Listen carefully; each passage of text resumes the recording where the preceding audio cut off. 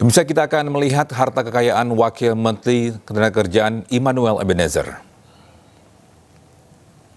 Ya, dalam laporan harta kekayaan penyelenggaraan negara atau LHKPN per bulan Januari 2025, Immanuel Ebenezer atau yang akrab disapa Noel memiliki tanah dan bangunan senilai 12,14 miliar rupiah, alat amputasi senilai 3,33 miliar rupiah, dan harta bergerak lain senilai 109 juta rupiah.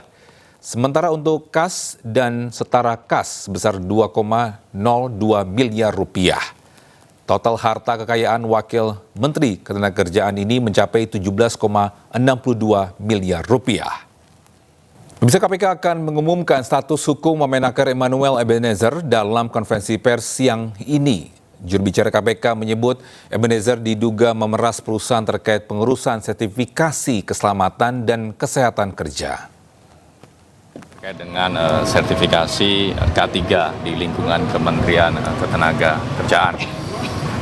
Untuk pihak-pihak yang ditetapkan tersangka, baik jumlahnya, siapa saja, kronologi tangkap tangannya, dan juga konstruksi perkaranya, rencana siang atau sore ini nanti kami akan update kembali melalui konferensi. Pemirsa, Wakil Menteri Ketenagakerjaan Immanuel Ebenezer yang biasa dikenal dengan Noel ini terjaring operasi tangkap tangan KPK. Noel ditangkap terkait kasus dugaan pemerasan ke sejumlah perusahaan. Perilaku korupsi ada di setiap eselon birokrasi kita.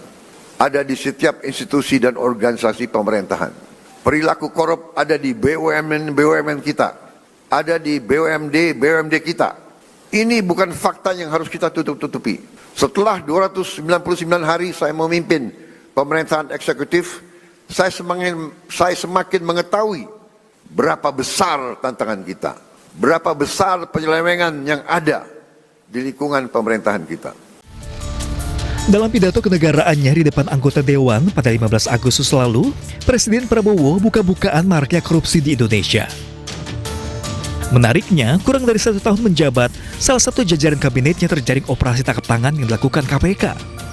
Wakil Menteri Ketenagakerjaan Immanuel Ebenezer, atau dikenal dengan Noel, menjadi anggota Kabinet Merah Putih pertama yang ditangkap KPK. Dalam postingan terakhirnya di media sosial, Ebenezer memperingatkan pengusaha jangan main-main di pemerintahan Presiden Prabowo Subianto. Ini sekali lagi saya peringatkan untuk para pengusaha yang nakal, jangan bermain-main di pemerintahan Pak Prabowo. Nah, apa yang saya lakukan ini jelas ngasih pesan ke mereka yang kurang ajar dengan buruh dan rakyat Indonesia. Sekali lagi, saya akan menjadi tetap ancaman nyata untuk mereka yang bermain-main dengan nasib rakyat. Mirisnya, di hari yang sama dengan postingan ini, Wamenaker ditangkap KPK. Noel diduga terlibat kasus pemerasan ke sejumlah perusahaan terkait pengurusan sertifikasi keselamatan dan kesehatan kerja atau K3. Noel ditangkap pada 20 Agustus malam. Selain Noel, KPK juga menangkap 14 orang lainnya, termasuk diantaranya pejabat eselon 2 di Kementerian Ketenagakerjaan. Dengan Putan Anyus melaporkan. Lisa Mariana mendatangi gedung KPK pagi tadi. Kedatangan Lisa untuk diperiksa sebagai saksi terkait kasus korupsi pengadaan iklan di Bank BJB. Ya, Lisa tiba di gedung KPK Kuningan, Jakarta Selatan pukul 11:26 waktu Indonesia Barat, didampingi kuasa hukumnya. Sebelum memasuki gedung KPK, Lisa menyatakan akan kooperatif untuk menjelaskan ke penyidik KPK. Pemeriksaan Lisa Mariana terkait korupsi di Bank BJB saat Ridwan Kamil menjabat sebagai Gubernur Jawa Barat.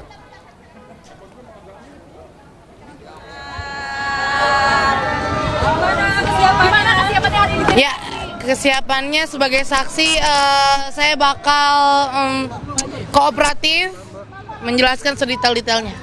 Itu aja dulu. Ya, berkas ada. Ya, oke. Bisa dikasih jalan dulu rekan-rekan media. Terima kasih. Siapa nih make upnya hairdo dulu apa gimana nih? Oh enggak, ini bekas kemarin. Bekas kemarin. Nggak ada persiapan apa. Kalau diterimanya undangan KPK itu kapan dong, Kak? Dari KPK undangan kapan diterima? Tanggal berapa ya Bang? Suratnya? 2 hari yang lalu. Ya, 2 hari. Gimana reaksinya Pak? Depan aja dong. Ya, sementara itu juru bicara KPK Budi Prasetyo menyebut keterangan Lisa Mariana sangat dibutuhkan untuk mengungkap kasus dugaan korupsi di BJB dan KPK akan menelusuri aliran dana dalam pengadaan iklan di BJB. Kita sabar, kita sama-sama tunggu ya. Kemudian terkait dengan pemanggilan saudari LM ya, yang hari ini juga dilakukan oleh penyidik terkait dengan perkara dugaan tindak pidana korupsi dalam pengadaan iklan di BJB. Pertama kami menyampaikan terima kasih dan apresiasi karena saudari LM sudah hadir memenuhi panggilan penyidik.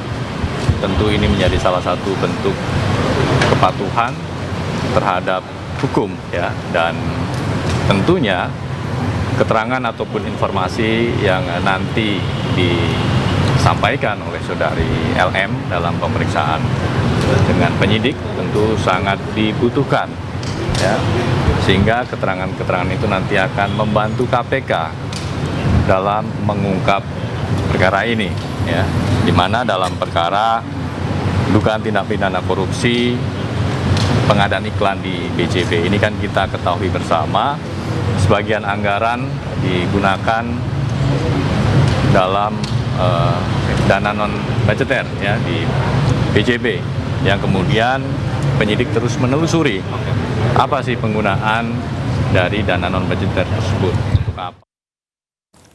Bisa bos tambang asal Kalimantan Timur Rudy Ong ditahan KPK setelah dijemput paksa oleh penyidik. Tak kuat menahan malu, Rudy Ong merangkak saat digiring ke ruang penyidik.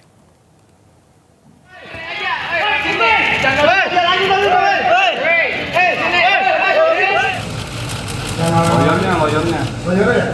Gak mengalang-alangi itu gimana? Hah? Panik di situ. Ya, setiba di gedung KPK Jakarta Kamis malam, Rudy Ong tidak mengeluarkan sepatah kata pun.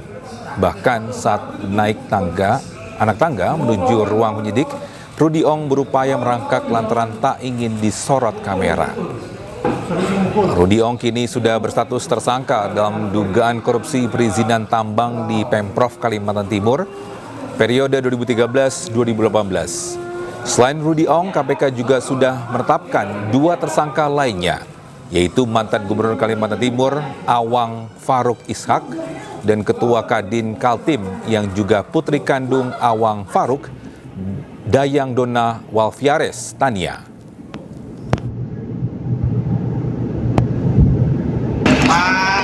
Pak Rudi.